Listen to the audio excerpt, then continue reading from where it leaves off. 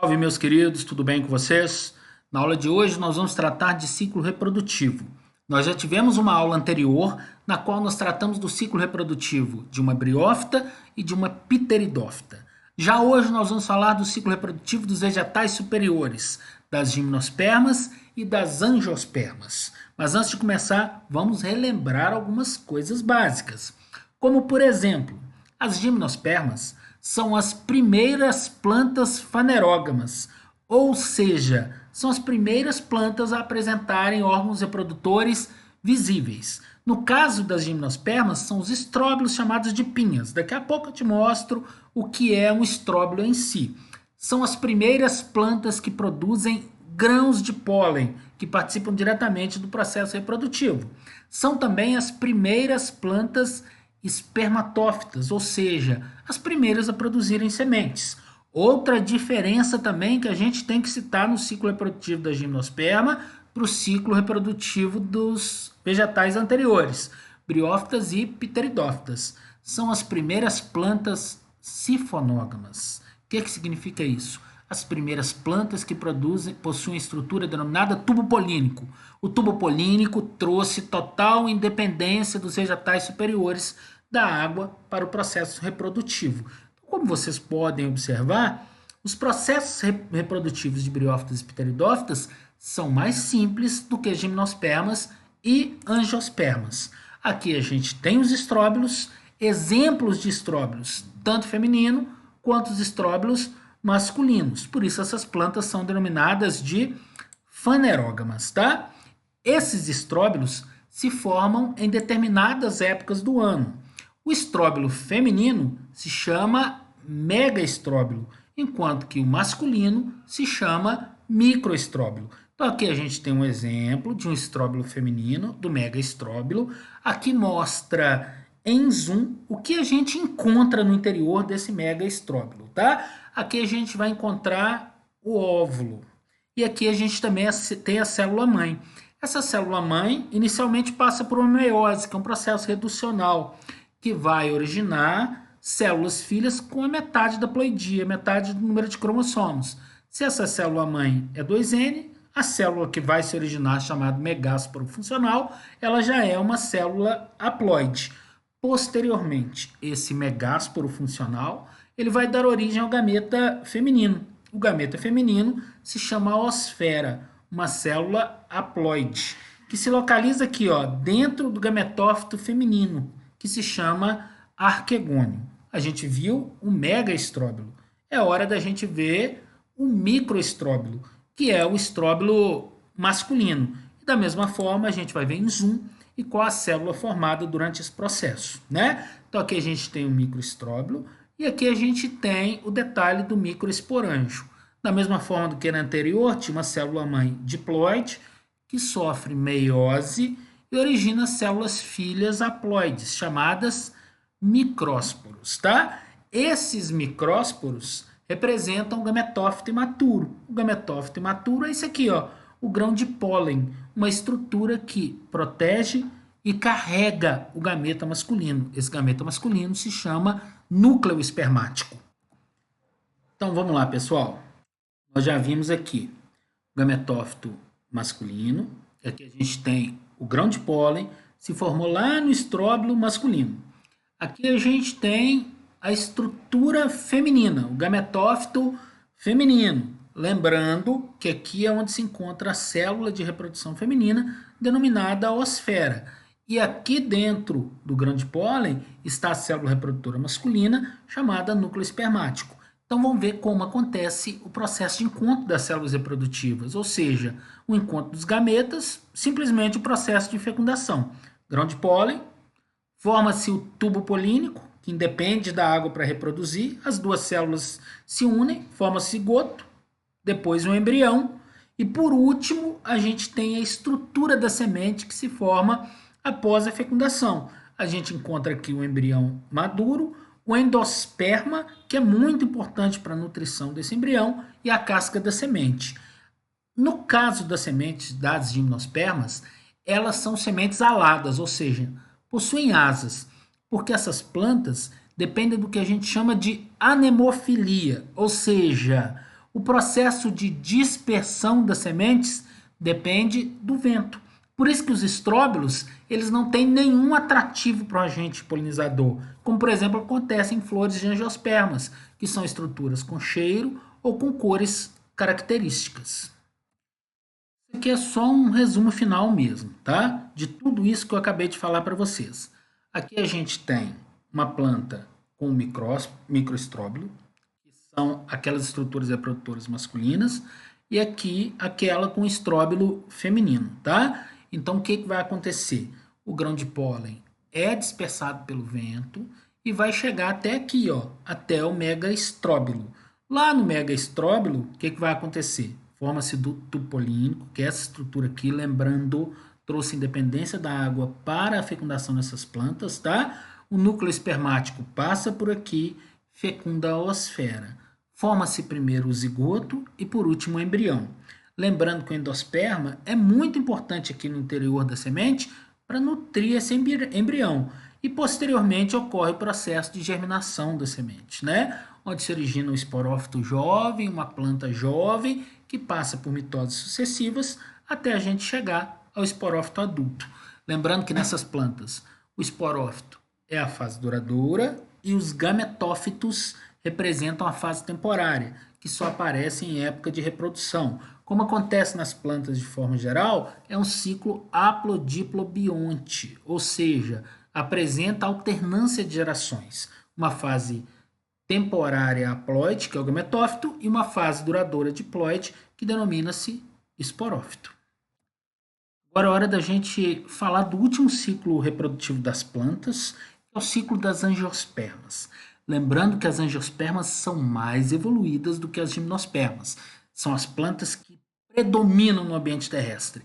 75%, ou seja, a cada 4 plantas no ambiente terrestre, 3 delas são angiospermas, que diferem das gimnospermas, principalmente pela presença de frutos e também, é lógico, pela presença de flores. As flores, que são estruturas totalmente adaptadas à reprodução, são elas que atraem os agentes polinizadores, ou seja, são aqueles que vão transportar o grão de pólen e, consequentemente, aumentam a probabilidade de reprodução dessas plantas. Essa atração, seja pelo cheiro ou seja pela cor. Por exemplo, abelhas são atraídas pelo vermelho, pelo amarelo ou pelo azul. Outras plantas atraem por conta de nectários, que permitem a liberação de cheiros específicos para atração de polinizadores. Existe uma planta que durante a noite emana um cheiro muito forte e ela é polinizada por morcegos. Essa planta, acho que muitos de vocês conhecem pelo nome de dama da noite. Agora já existe uma outra planta que ela é polinizada por moscas. E essas moscas são atraídas pelo cheiro de decomposição. E esse cheiro de decomposição está presente em uma flor que é denominada de flor cadáver, tá? Agora, na sequência, antes da gente iniciar em si o processo de reprodução, a gente tem que detalhar o que é uma flor de angiosperma. Quais são as suas principais estruturas? São denominadas de verticilos florais. Vamos dar uma olhada nisso? Eis aqui uma flor de angiosperma com as suas principais estruturas que são chamadas de verticilos florais. Vamos começar por isso aqui, ó. Essas folhinhas aqui embaixo, geralmente verdes, denominam-se sépalas. O conjunto de sépalas recebe a denominação específica, denomina-se cálice floral, por conta do formato, parecendo um copo na base da flor, tá? Essas folhas modificadas, geralmente coloridas para atração de agentes polinizadores, denominam-se pétalas. Como as pétalas geralmente são coloridas, o conjunto de pétalas lembra a palavra cor, denomina-se corola. Em algumas plantas, você não tem diferenciação entre sépalas e pétalas, então essas estruturas denominam-se tépalas. Agora existem os chamados verticilos reprodutores ou estruturas reprodutoras. A masculina se chama androceu. O androceu é formado por essa estrutura aqui, ó, chamada de filete, e na ponta do filete a gente tem uma estrutura chamada de antera. Agora, a estrutura reprodutora feminina recebe o nome de gineceu. O gineceu é formado basicamente por isso aqui que eu vou demonstrar para vocês. Aqui nós temos os óvulos, aqui nós temos o ovário, a estrutura representada pelo número 7. Nós temos aqui essa estrutura que denomina-se estilete, e na pontinha do estilete nós temos uma abertura, e essa abertura se chama estigma, tá? Toda essa estrutura aqui, ó, formada pelo óvulo, formada pelo ovário, formada pelo estilete, pelo estigma, é chamada de carpelo ou pistilo, tá? Que a gente, consequentemente, denomina como estrutura reprodutora feminina ou simplesmente gineceu. Lá no androceu, que é a estrutura reprodutora masculina, vai acontecer a formação do gametófito imaturo. O gametófito é onde vai se encontrar o gameta masculino, que no caso se chama núcleo espermático, tá? Vai acontecer justamente nas anteras, aquela que tem o cabinho chamado filete, e ela tá lá na pontinha, tá? A divisão celular que acontece no interior da antera é a meiose, ou seja, vai dividir o número de cromossomos pela metade, né? Aqui a gente tinha essa célula diploide, vão se formar células haploides, que no caso aqui a gente vai denominar de gametófito masculino imaturo ou simplesmente grão de pólen, tá? Na sequência agora, a gente tem a formação da célula reprodutora feminina. Essa célula reprodutora feminina, ela denomina-se oosfera. Tudo isso acontece dentro da estrutura que a gente chama de saco embrionário, tá? Isso tudo aqui é denominado de saco embrionário. Acontece um processo de meiose, essa estrutura é diploide, onde vão se formar células haploides. Quais são as células formadas no interior dessa estrutura denominada de saco embrionário ou simplesmente gametófito feminino, que fica no interior do óvulo da planta, tá? Formam-se 3 células, que são essas aqui, denominadas antípodas. São células haploides. Essas 2 células que se formam aqui são 2 núcleos polares, também haploides. Essa célula e essa aqui, elas se chamam sinérgides. Também são células haploides. No meio de todas essas células, a gente encontra essa aqui, que na realidade é a célula reprodutora feminina, que se chama oosfera e também é uma célula haploide. No caso das angiospermas, vocês devem se lembrar que elas são consideradas plantas sifonógamas. Elas não dependem da água para fecundação, graças à formação do tubo polínico a partir do grão de pólen. Então a gente vai ver o detalhezinho de como acontece essa formação. Aqui a gente tem, ó, toda a estrutura da flor. Vocês devem se lembrar que isso aqui se chama estilete. E aqui na ponta a gente tem o estigma. Vai depender do agente polinizador. Daqui a pouco a gente vê alguns exemplos de agentes polinizadores, tá? Mas o grão de pólen tem que chegar aqui, ó, no estigma, onde a gente tem ampliação. Após a chegada do grão de pólen, por mitose, se forma o tubo polínico. Esse tubo polínico é por onde passa a célula reprodutora masculina. No caso, são 2 células, 2 núcleos espermáticos, 2 células haploides, porque nessa planta acontece um processo de dupla fecundação, ou seja, além da oosfera, outra estrutura também vai passar por um processo de fecundação, e a gente vai ver logo na sequência. E a gente tem a dupla fecundação. A primeira fecundação, gente, é o seguinte, tá? O núcleo espermático, que é uma célula haploide, vai fecundar essa aqui, que é a oosfera, a célula reprodutora feminina. N de uma mais N da outra forma o zigoto, uma célula diploide que posteriormente dá origem ao embrião, que fica no interior da semente da planta. Lembra que eram 2 núcleos espermáticos? Um fecundou a oosfera e o outro núcleo espermático vai se unir a essas 2 células aqui, ó, chamadas de núcleos polares. Cada uma delas é uma estrutura haploide. Então, é N do núcleo espermático, mais N de um núcleo polar, mais N de outro núcleo polar. N mais N mais N. Forma uma estrutura chamada uma estrutura triploide, denominada endosperma. Triploide significa que ela é 3N. Tem 3 vezes a ploidia da célula, tá? Essa estrutura é muito importante, que é uma reserva nutritiva do embrião. Aqui a gente vê como acontece essa dupla fecundação. Grão de pólen, tubo polínico, núcleos espermáticos. O primeiro fecundou a esfera, formou o embrião. O segundo fecundou a endosperma, fecundou os núcleos polares, formando a estrutura chamada de endosperma. As demais células degeneram, tá, pessoal? As antípodas degeneram e as sinérgides, que são essas aqui da ponta também, tendem a degenerar ao final do processo de dupla fecundação. Ao final do processo de fecundação, nós temos como resultado a formação da semente e do fruto.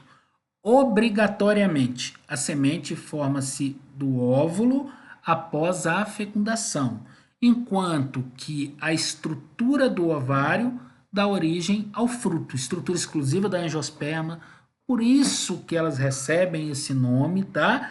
Angiosperma, anjo, baú, esperma, semente, semente no interior do baú. Esse baú, na realidade, é uma analogia à presença do fruto nas angiospermas. Agora, só para finalizar essa parte, existem algumas plantas, a chamada partenocarpia, que é a formação do fruto sem que haja fecundação. Se não há fecundação, não há formação de sementes.